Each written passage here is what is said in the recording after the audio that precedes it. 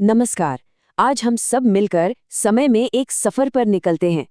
एक ऐसा सफर जो हमें ले जाएगा प्राचीन भारत के दो बहुत ही अहम दौरों में। हम देखेंगे कि कैसे एक शानदार शहरी सभ्यता बनी और फिर कैसे एक बिल्कुल अलग समाज ने उसकी जगह ले ली। सोचिए, आज से करीब 4,500 साल पहले, जब दुनिया के ज्यादातर हिस्सों में लोग अभी ठीक से बसना ही सीख रहे थे, तब भारत की जमीन पर एक ऐसी सिविलाइजेशन फल फूल रही थी जो अपने समय से कह सकते हैं मीलों आगे थी। जी हाँ, हम बात कर रहे हैं हड़प्पा सभ्यता की। तो फिर चलिए इस कमाल की सभ्यता के अंदर और गहराई से झांकते हैं। पता लगाते हैं कि आखिर इसमें ऐसा क्या खास था कि इसे उस जमाने की सबसे एडवांस सिविलाइजेशंस में गिना जाता है। देखिए, ये कहानी शुरू होती है लगभग 2500 ईसा पूर्व से, मतलब आज से बहुत बहुत पहले। ये वो टाइम था जब ये सिविलाइजेशन अपने पीक पर थी, अपने सबसे बेहतरीन दौर में।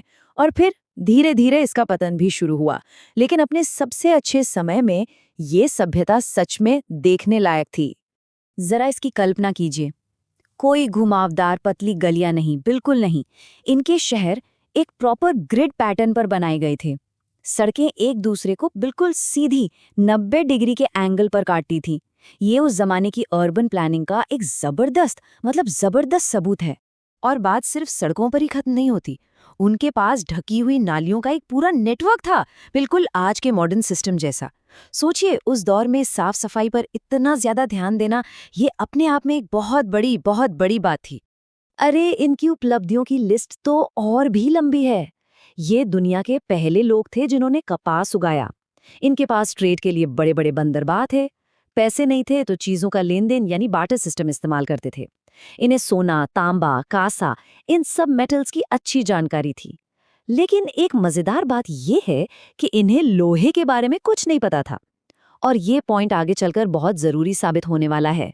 इतनी एडवांस्ड, इतनी ऑर्गेनाइज्ड, लेकिन फिर भी ये महान सभ्यता हमेशा नहीं चली। इसका अंत हो गया। और इसका अंत कैसे हुआ, ये आज भी हिस्टोरियंस के लिए एक बहुत बड़ी मिस्ट्री, एक पहेली बना हुआ है। तो सवाल यही है कि आखिर हुआ क्या था इनके साथ। क्या कोई भयानक बाढ़ आई, या भयंकर सूखा पड़ा, या फिर किसी ने इन पर हमला करके सब खत्म कर दिया? सच कहूं तो इसका कोई पक्का जवाब आज तक किसी के पास नहीं है। और हमें जवाब क्यों नहीं मिल पा रहा है, इसकी एक बहुत बड़ी वजह है इनकी लिखावट, इनकी स्क्रिप्ट।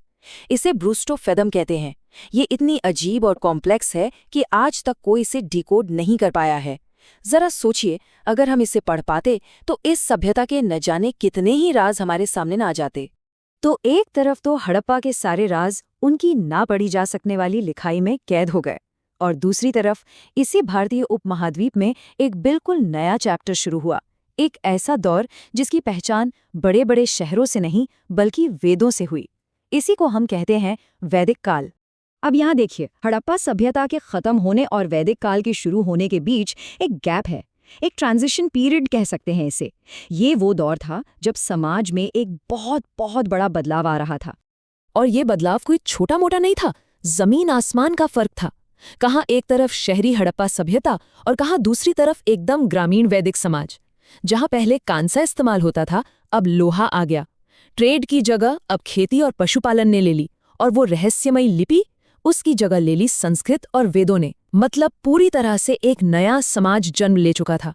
और इस नए समाज की जो नींव थी वो रखी गई थी वेदों पर। ये वेद सिर्फ पूजा पाठ की किताबें नहीं थीं, नहीं, ये तो उस दौर की जिंदगी, समाज और ज्ञान का कह सकते हैं कि पूरा का पूरा इंसाइक्लोपीडिया थे। तो असासी तौर पर 4 वेद हैं। सबसे पुराना है ऋग्वेद, जिसमें देवताओं की तारीफ में मंत्र हैं, और हमारा जाना पहचाना गायत्री मंत्र भी इसी में है। फिर आता है सामवेद, जो पूरा का पूरा संगीत और धुनों के बारे में है। यजुर्वेद में यज्ञ और पूजा पाठ के नियम हैं। और आखिर में है अथर्ववेद, जिसमें जादू टोना और मंत्रों की बातें हैं।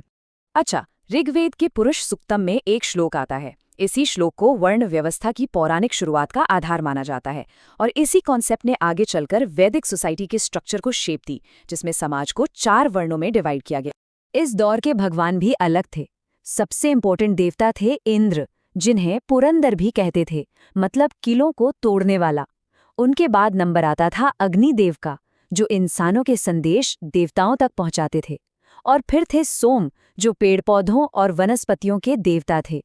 तो एक तरफ एक बहुत ही एडवांस्ड शहरी सभ्यता का रहस्यमयी तरीके से खत्म हो जाना, और फिर उसकी जगह पर एक बिल्कुल अलग ग्रामीण समाज का खड़ा होना, ये सिर्फ इतिहास की कुछ घटनाएं नहीं हैं।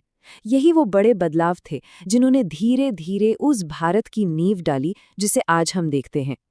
तो अब सोचने वाली बात यह है कि इन हजारों साल पुराने बदलावों की गूंज आज हमारे समाज में कहाँ-कहाँ और कैसे सुनाई देती है।